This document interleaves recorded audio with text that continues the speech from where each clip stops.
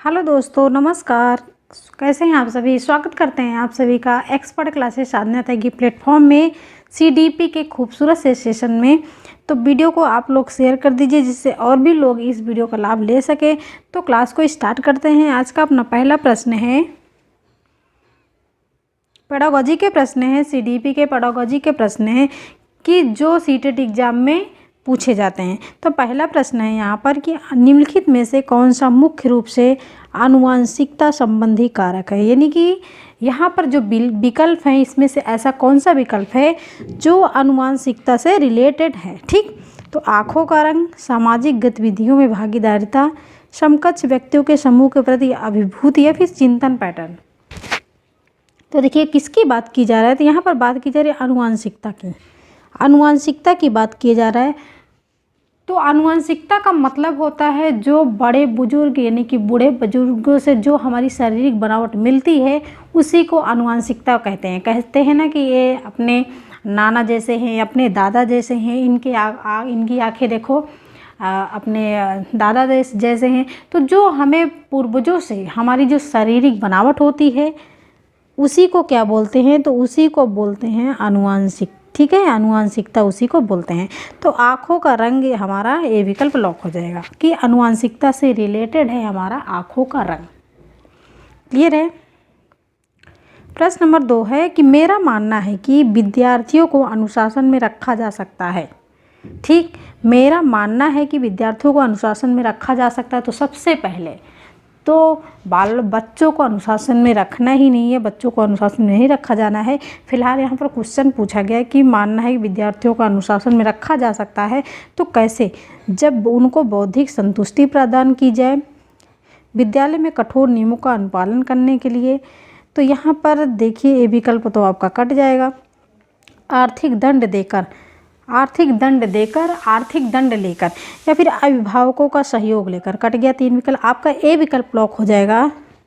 जब उनको मेंटली संतुष्ट किया जाए, जब उनको मानसिक रूप से आप संतुष्ट कर देंगे तब जो है उनको अनुशासन में रख सकते हैं।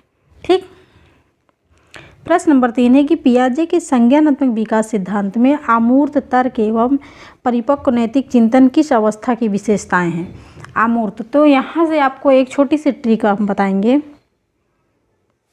नोट करिए छोटी सी ट्रिक कि जब मूर्त पूछा जाए, क्वेश्चन थोड़ा सा बदल जाएगा। जब पूछा जाए कि पियाजे के संज्ञानात्मक विकास सिद्धांत में मूर्त तर्क एवं परिपक्व नैतिक चिंतन किस अवस्था की विशेषताएं हैं, तब क्या लगाएंगे आप, तब लगाएंगे आप मूर्त संक्रियात्मक अवस्था। ठीक, क्या लगाएंगे, जब आपको क्वेश्चन में मूर्त दिखे तो ऑप्शन को ढूंढिए मूर्त है कि नहीं। जब मूर्त है तो मूर्त लगाइए। और यहाँ पर जब अमूर्त यहाँ पर है कि अमूर्त तर्क एवं परिपक्व चिंतन नैतिक चिंतन की अवस्था की विशेषताएं, तो देखिए अमूर्त को ही बोला जाता है औपचारिक संक्रियात्मक अवस्था। ठीक, तो यहाँ पर हम सी विकल्प लॉक कर देंगे क्योंकि अमूर्त पूछा गया है। मूर्त क्वेश्चन में ही आंसर छिपा रहता है, बस उसको कैसे निकाला जाता है थोड़ा सा आपको ध्यान रखने की जरूरत है। अमूर्त पूछे तो औपचारिक लगाइए या फिर अमूर्त लगाइए, और मूर्त पूछे तो मूर्त लगाइए। क्लियर। प्रश्न नंबर 4 है कि शिशु का अधिकांश व्यवहार आधारित होता है। जो शिशु होता है, छोटे बच्चों की बात की जा रही है, छोटे बच्चों, बिल्कुल शिशु की बात की जा रही है कि शिशु का अधिकांश व्यवहार आधारित होता है। बताइए, अगर बच्चे को भूख लगी है, एक शिशु है, अगर शिशु को भूख लगी है तो क्या करेगा, रोएगा। रोना स्टार्ट कर देगा। अगर वो रोएगा नहीं तो क्या उसको दूध दिया जाएगा। उसको भूख लगी है तभी तो रो रहा है, दूध के लिए रो रहा है। तो उसकी मूल प्रवृत्तियां हैं भाई।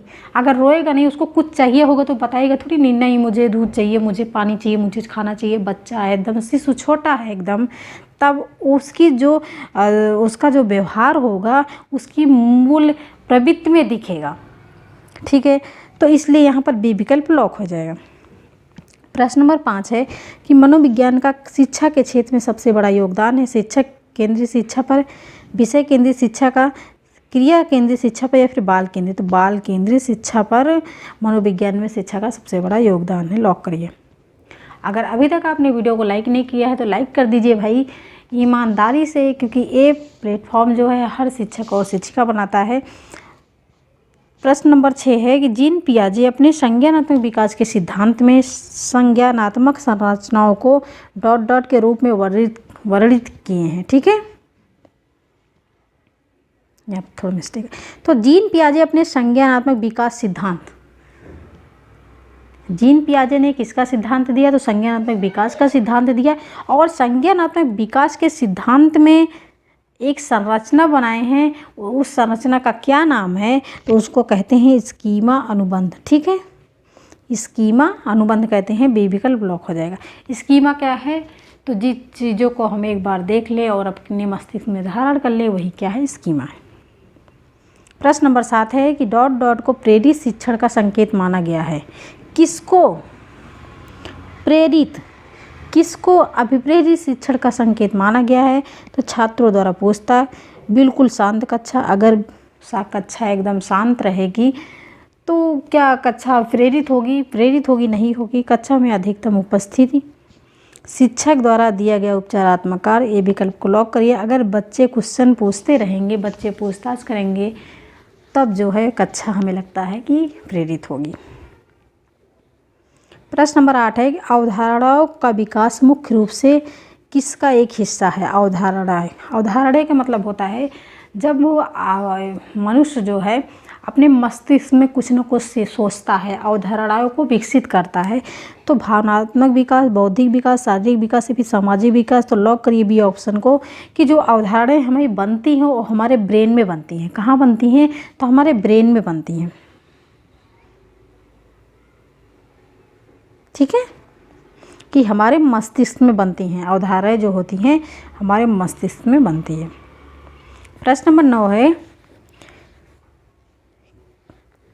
किसकी यह विचारधारा है कि सभी बच्चों को एक निर्मित विद्यालय व्यवस्था में समान शिक्षा प्रदान करने का अधिकार है? यानी कि एक ही विद्यालय में सबको समान शिक्षा प्रदान करने का अधिकार है। यह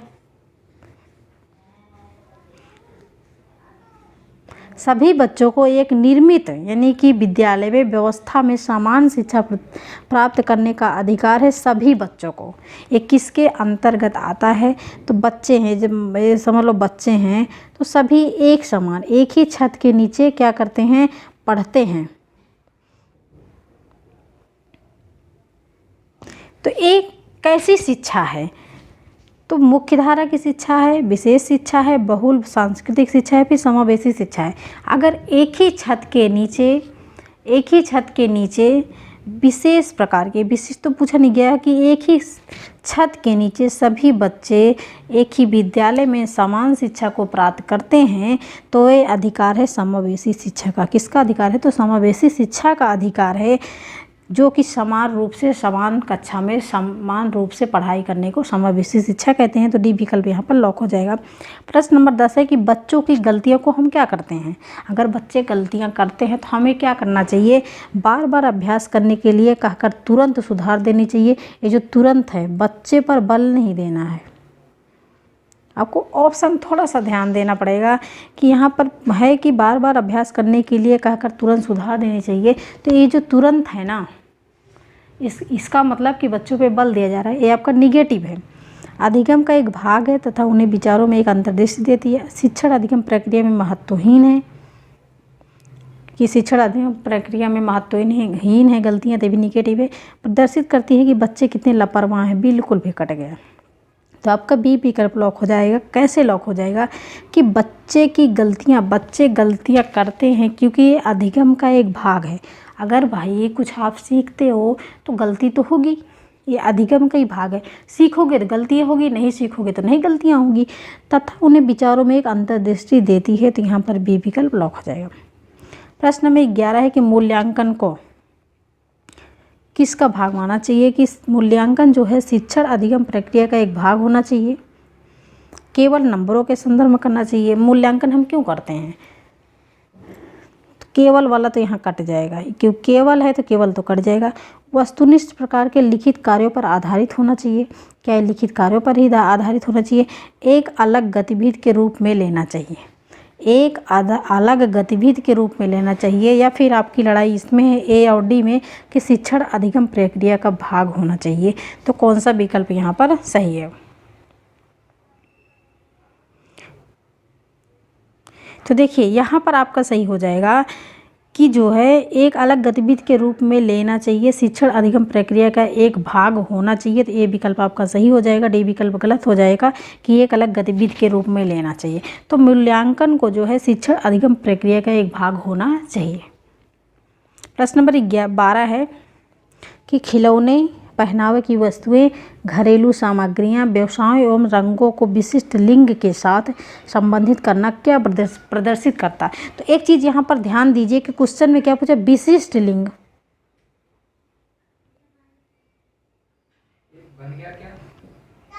विशिष्ट लिंग के साथ संबंधित करना क्या प्रदर्शित करता है? तो विशिष्ट लिंग की बात की जाए, किसी विशेष लिंग की बात की गई है कि खिलौने। कहते नहीं कि पहनावे तो धोती कुर्ता पहनता है समाज में, वो तो साड़ी पहनती है समाज में, वो घर का काम करता है, वो बाहर का काम करता है, ठीक है। तो रंगों को वो तो बहुत लड़की बहुत काली है, वो लड़का बहुत काला है। तो जब लिंग के साथ ये सब जो है भेदभाव किया जाता है तो जेंडर रूढ़िवादिता कहलाता है। क्या कहलाता है? तो जेंडर रूढ़िवादिता कहलाता है। अगर ऐसी चीज़ें जो है समाज में हैं तो जेंडर रूढ़िवादिता कहलाता है, ठीक। प्रश्न नंबर 13 है कि किसी व्यक्ति के जीवन के कौन से क्षेत्र आवश्यक कारक हैं? किसी व्यक्ति के जीवन के कौन से ऐसे क्षेत्र हैं जो आवश्यक हैं? तो भोजन और पोषण बिल्कुल सही। भोजन और पोषण तो भाई आवश्यक ही है। सांस्कृतिक और मनोरंजन, आदमी अगर एक ही कमरे में बंद रहेगा और कहीं नहीं जाएगा, किसी से बात नहीं करेगा, हंसेगा बोलेगा, जब तक वो मनोरंजन नहीं लेगा तब तक वो क्या करेगा? वो बोर हो जाएगा अब मेंटली, ठीक है। थर्ड है कि समाज सेवा। तो देखिए तीनों चीज़ जरूरी है, भोजन और पोषण भी, संस्कृति और मनोरंजन भी, समाज सेवा भी। तो लॉक करिए कौन सा विकल्प है? पहला, दूसरा और तीसरा बी विकल्प को हम लॉक कर देंगे। तो ये थे आज के दोस्तों 13 प्रश्न। आपको क्लास कैसी लगी? अगर अच्छी लगी तो कमेंट में। नेक्स्ट वीडियो आपको मिल जाएगी। Thanks for watching video. This is Sadhana Tyagi expert class.